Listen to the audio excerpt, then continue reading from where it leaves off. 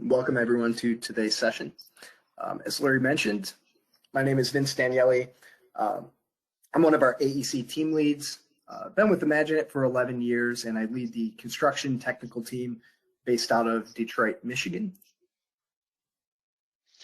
And again, my name is Scott Burke. I'm the AEC Cloud Solutions Program Manager here at Imaginet. So I've been with Imaginet almost 20 years, probably about 19 years now.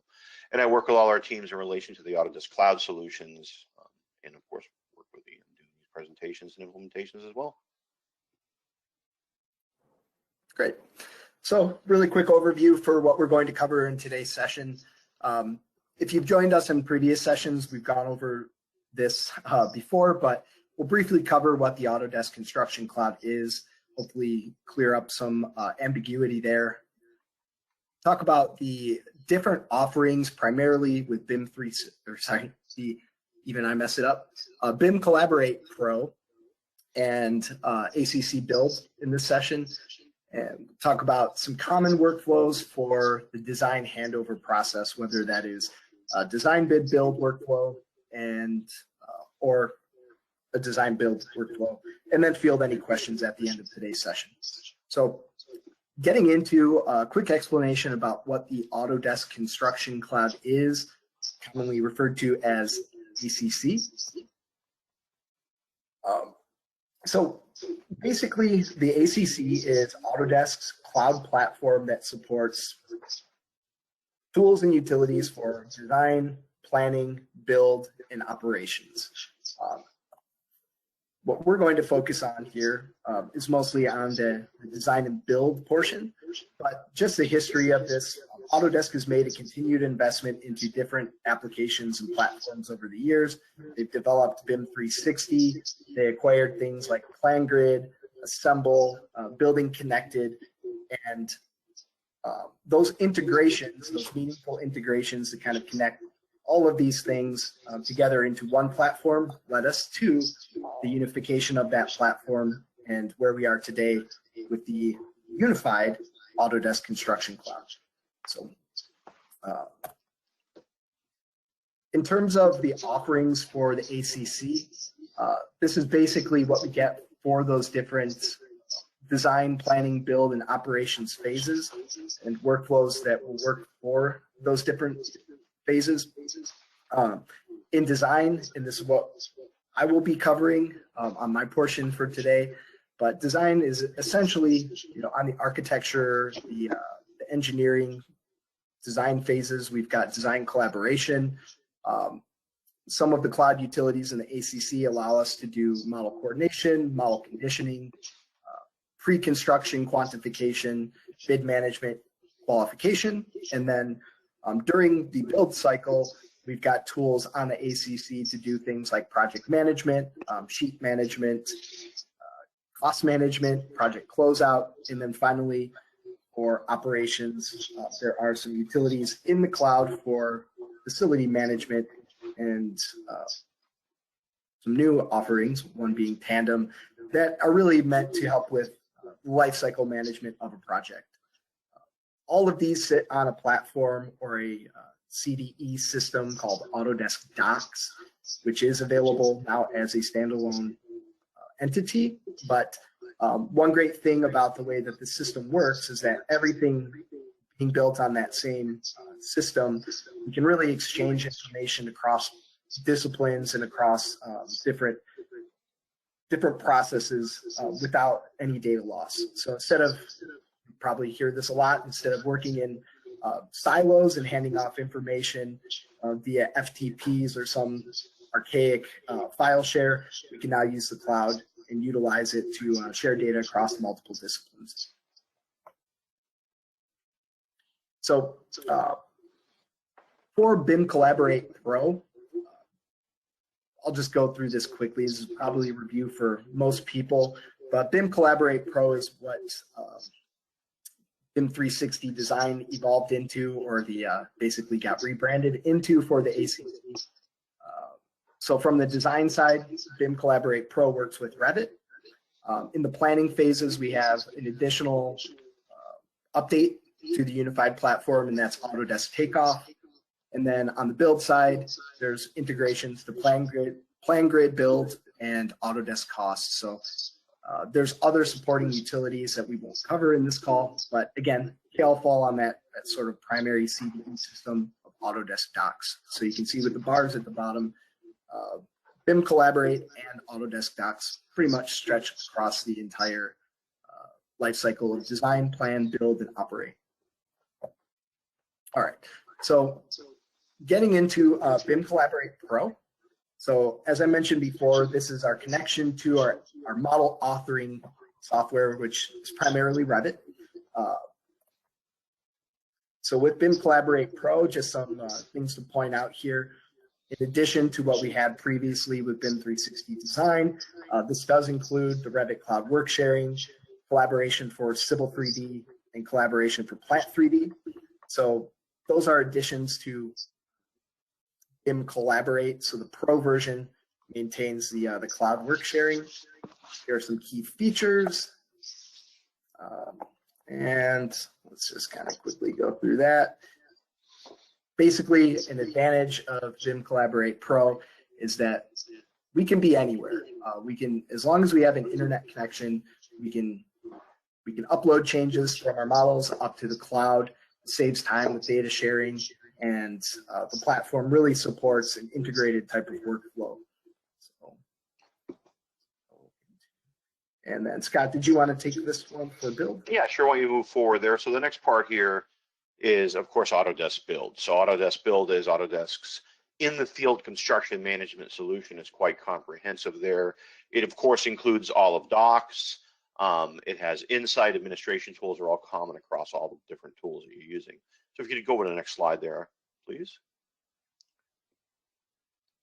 So, of course, Autodesk Build has the document management side of things. We have a cost management module for potential change orders, budgets, payment applications, cost forecasting on the project. We have the project management area where we're managing RFI submittals, meeting minutes, daily reporting.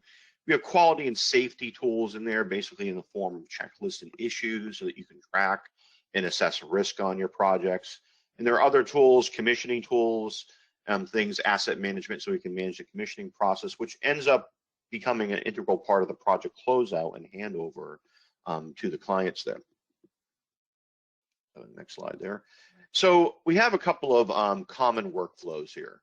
The first one, of course, is the traditional way, design, bid, build. Traditional approach for construction projects consists of an appointment of a designer on one side and the contractor on the other. Next slide. And then, of course, the next most common one is, and becoming very common now, I'm surprised how common this has become, is design build, which it changes the traditional sequence and it answers the client's wishes, right? For a single point of responsibility, one point, a single source of truth. We always hear that term, where they go to one firm who does the whole process for them, which hopefully also attempts to reduce the risk and overall costs of the project. So you can move on there. So I think you can and over here at this point. What's that, Scott? Yeah, go ahead. From here, Vince. Okay. Yeah, so for this portion, I'm going to demonstrate. Looks like I got a comment here, Scott, that there's an echo. So I don't know if that's coming through your machine, but I just muted while you were talking. That might, if you mute while I'm talking, that might help. Okay. Thanks. We'll see if that solves it. So I'll go over a couple, or there are two common workflows as Scott mentioned.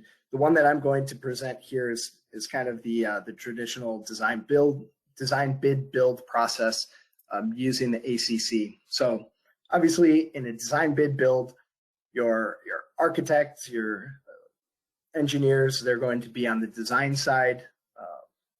They're going to put the project out for bid, and a GC that gets awarded the contract, then there is a handover process that has to occur.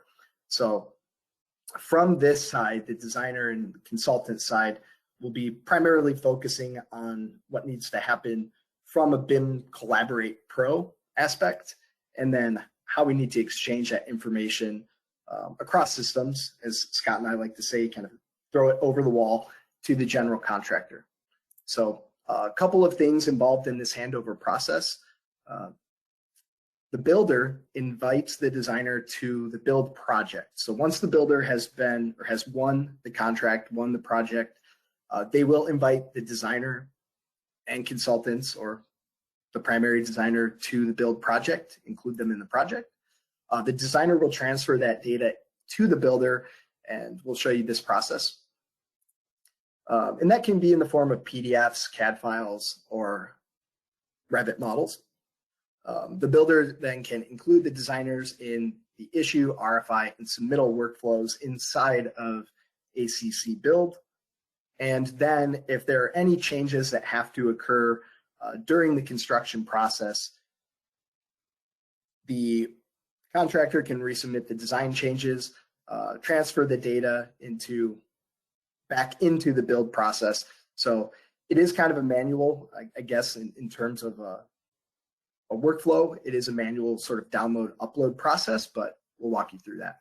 So with that workflow, I'll just jump here into a project that Scott and I have set up.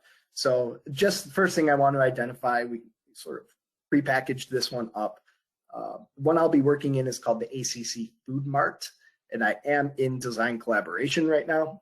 So from the design side, we've gone through the whole process of creating our models and then issuing a package for construction. So looking at our swim lanes here, we've released these packages from MEP, structure, and architecture into the shared folder within our docs environment. So just moving into docs here. Under project models, these packages have been released. They're located in our shared folder, and we have each of those supporting Revit models updated in the shared folder. So they're ready for release. They're at the sort of final handover stage. And then also from the Revit side, we've set up where we've created a final PDF set from each of the models that we've then printed or located onto our docs folders. So just to show you that really quick, just the standard print process to print to PDF. We decided that for this process, we would show this with PDFs. Scott will go through more of the sheets publishing process for the design build side, but in handover to a GC, we figured, hey, this is probably done more frequently with PDF sets than publishing directly from the model. So we created a 100% review package, printed that, uploaded it to the cloud. So basically, final PDFs for the builder are located in the designer's system. And basically, once that has all been created, at this point, we've got all of our files in the system. We're ready to hand those over to the GC. So from the GC side, as I mentioned in the slide here, we go Food Marts. We've already set this up where the GC has invited the designer into their project. So this is the separate project that was set up. They've created a folder for incoming from designer. And then in this location, as the designer and having access to this folder, I can upload my models here and I can upload the PDFs.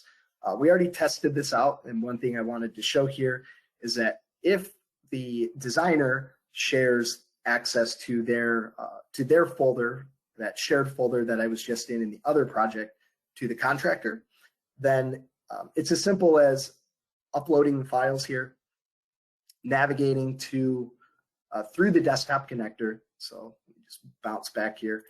So through the desktop connector, we can pick our hub, find the project, navigate to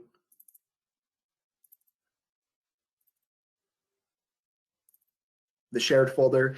This does take some time to upload. I think it takes a few minutes, so I'll spare you the time waiting for that. But essentially, we're picking the model here, we're opening it, it uploads it, and then when we click done, we end up with these Revit models uploaded to the contractor's build site.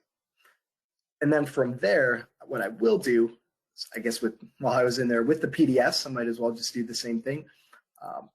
We put this under project files. So here are the final PDFs. You can select our PDFs, open those. These shouldn't take very long to initialize. These ones are really small.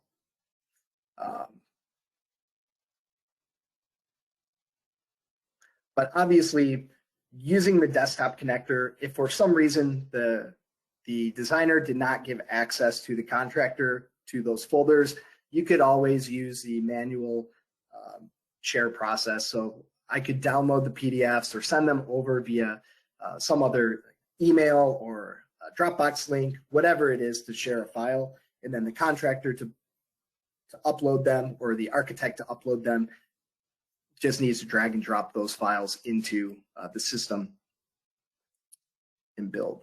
So I don't know why these ones aren't initializing really quickly. They're very small, so I'll just cancel those out. I've got the architectural one uploaded, click done, and there is my PDF. So a couple of last things here that I want to point out from this handover. For one, once we've shared the model to the contractor, we can pick that model and we can move it, or the contractor can move it into their field models folder. So we've got an RVT already set up. We can move that over. And we must have done this earlier, or tested this earlier because it already exists. But essentially that is it for moving that file over. And then with the PDFs, we can check that and we can go through the publish process. So if we actually publish this, we're able to publish it to build sheets. If I click this button, we can name a version set for the PDFs. We can put an issuance date, and then I'm not going to complete this because it'll mess up Scott's nice clean project here. But basically, once that process is done, once we push the sheets or push the PDFs over to sheets, then in build sheets, they will show up and your version set name will be here. So Scott already has quite a few that have been published over here, but that essentially is the whole process for handover for design, bid, build. So with that, I will switch control back over to Scott. All right.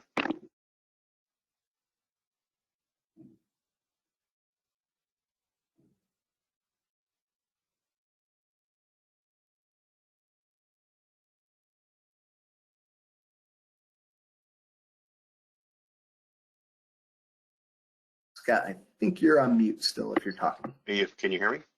Yes. Okay, thought I was already on mute. All right, so again, the next kind of stage or the other more common workflow is design build, which is becoming increasingly popular, as many of us probably already know. So again, we have the same construction cloud, but in this case, because it's one project, one representative for the owner hires the designer builder, and then they're done, right? They don't have to manage any other individual. So now we create one single project that we start with Collaborate Pro, and then when we get into the construction phase, all the data is already there. There's very little work that has to be done to move into the next stage. We already have the full history of all the any issues that happened during the design stage. If the designer was using the model coordination and doing initial trade coordination, all that information is already there and established and can be continued to be used by the contractor here, or the building group, if you will, within the same company. So it's a much more simplified handover process because there isn't much of a handover process to begin with. There is still a final model. There could be PDFs that need to be printed or not. We can actually skip that whole process, and I'll show how that can be done when we start with Revit at least. So again, the builder is going to open an existing Collaborate Pro project and just turns on the build module. So we're all in the same project here. Hey, let's just turn build on now because we can start working there. And it's a simplified handover process to hand over that design data or move it from the design phase into the actual construction phase and CA phase. And the designer or the builder, whoever's managing the build project, can self-publish the final Revit models directly to Sheets, completely eliminating the need to even print the PDFs. You can go directly from the model directly into the construction sheets. And of course, the final models themselves can easily be copied into the for the field folder so that personnel on site have access to the models in the field if it's required. And of course, because the designer's already in there, they can easily include the designer for future issues, RFI reviews, submittal workflows, so any questions directly coming from the sheets and such. Although in the previous application, the designer would be invited into the construction project, the build project. And here they're already there. It's one single cohesive project. So now in this case, when we are working in the design build workflow, we truly have a single source of truth from earliest design right over to handover to the client. So again, all issues from the design to construction in one single source here. So we have all the issues in a single management source there, so we can look at a history of anything if we need to. It's all in one place.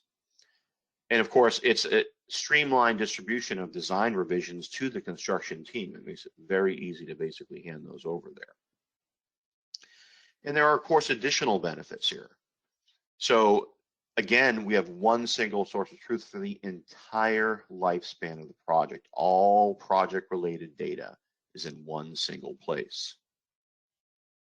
So using the Insight module that's just part of any of the unified projects here, whether it be a design project or build project or both, we have one place to see the trends of issues, to see the trends of submittals, RFIs, any of those things. We have a single dashboard to look at the health of our project, to assess risk, everything in one single place. So again, because we have this one cohesive design build environment, it makes it much easier to manage all of this. And again, it also makes for simplified project closeout because all the data is in one place. There are inbuilt tools that actually collect some of this data directly within the build project. In other areas, you just go to a specific folder and print out all your issue reports or get an asset export for your commissioning so you can hand over all the asset information over to the client for operations, facilities management, and so on there. In a design build firm, this helps to support the single point of responsibility, the single contract. And again, this is used to minimize the risk for the project owners, to reduce the delivery schedule by overlapping the design phase and the construction phase within a single project. So if we go ahead and I'll just jump right over to my window there. I thought I had it open, if not. There we go, there it is, good. So I'm the designer, I finished with the design phase here, and I need to now move into construction. So one thing I can do is I can go directly to my actual PDF, or I should say directly to my models here. So here is where I have, if I go into my design models, I go into my shared folder here because that's the latest model that I've shared with the team here. I would go to the architectural team, I would select the model, and I can directly change this Revit model without printing PDFs. I can directly publish it. So now it's going to take that model, I would assign it to either an existing set that I may have already created or create a new set like revision 3, revision 4, whatever it needs to be. I would choose an issuance date, of course, for that project. And then it would basically hit next to sheet numbers. It would scan all the sheets. It would analyze them for sheet numbers. I could choose sheets that maybe some sheets didn't update. If this is a revision, maybe only sheets 4 and 8 updated. So I'd only select sheets 4 and 8 out of the model and tell it to ignore the other sheets that were not updated in any way. And then only those sheets would be added to the model as future revisions. So completely eliminating the fact that I have to print the PDF now. I don't have to. It'll go directly into the sheet and into the construction phase. So that part becomes very, very easy. It's just a single click here, pick your version set, pick your drawings, boom. They go right into sheets directly, no PDF printing at all. So I completely eliminate that process for that final construction document when I get to that stage. Additionally here, if I want to take the model itself and I need to go ahead and put that in a location so that the model can be seen in the field, it's already accessible here. So any of the construction people, I can invite them in, and just through their build license, that would give them access to these folders if I give them permissions to it. And they can open the models directly, but there are times where you'd like to have the models available to the field personnel using their tablets. So right here, there's a section here called For the Field. And the intention here is these documents here are, again, these folders will synchronize with the field folders. So someone in the field, if they need to have access to the model, be able to view the model in the field, you can do that. So I can take the model from the architectural shared package folder here, and I can basically just, in this case, copy it and copy that model into one of the for the field locations. So I could, again, go into the field models here, go into my Revit folder and copy the model into that location. So now it's copying that model into that location and updating whatever the model is there with the next release. So if I look at my field models here, go into Revit, you can see that this is the third version of that model that I just basically copied into there just now. So these are the models that are accessible to the field personnel, so that they can at least see a model, understand that in the 3D world out in the field, but it's still understood, of course, that for the construction side of things here, if I go over here to build, that the sheets are the official construction documents. That's what these are meant to be. But the nice thing is, again, I didn't have to print the PDFs and then upload the PDF separately. All I did was I took my Revit model and say publish, and it automatically extracts the sheets out into the sheets area. These are now the construction documents. So again, in the design build environment, it greatly streamlines everything because we have one cohesive environment. We have a whole history of the entire design process. We then bring in the contractor side, or the people who manage the construction process. The architects are still going to be included now in the CA, but now they're much more fully integrated. They can start using the tools such as the forms and do punch lists. If people have questions about the documents here, anyone who's in the field, for instance, could come in here and create an issue, create a markup, and ask someone in the office, ask the architect a question about something. So anything in here, I have a question about this door right here. Maybe I've created that push pin there. I have a description here. I've assigned it to, hey, I'll assign it to the architect. Now I'm asking this question here about this particular door. You know, do we need a door number? What's the description?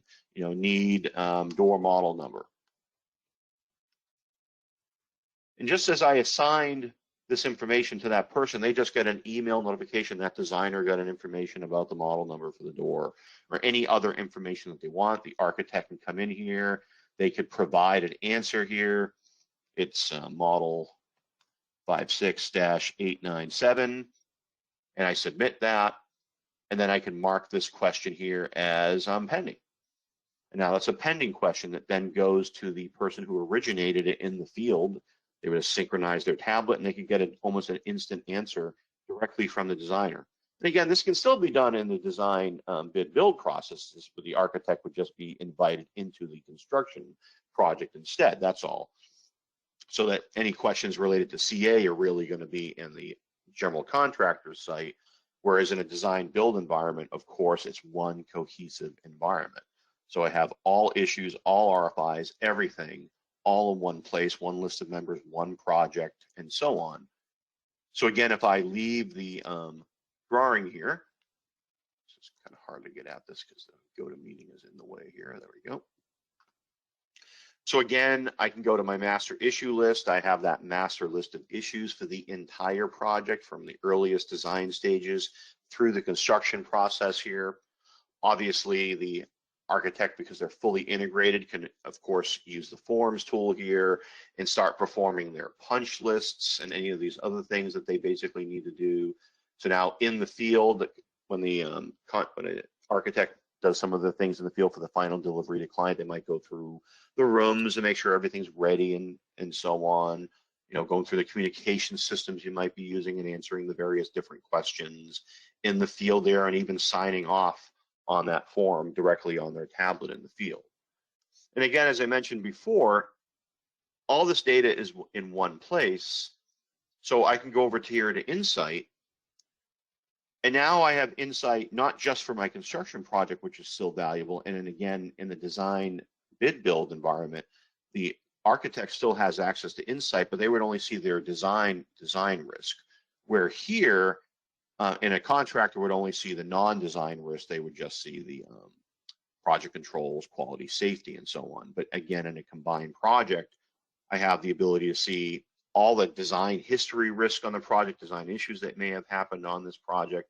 I can assess risk across the whole project, everything from design. I can look at quality risk, safety risk, quality risk factors, design risk factors. So we have one overdue review, but nothing else. So the design risk is fairly low. With RFI risk factors, of course, MEP and structural RFIs. There's still two that are basically past due here and such. So I have my risk assessment page. I have a page focused just on design issues. So issues right here, these are issues that are just design related, not construction related. So these might be earlier issues that, hey, there are still some outstanding issues from the design phase that maybe we need to resolve. And I've noticed that here.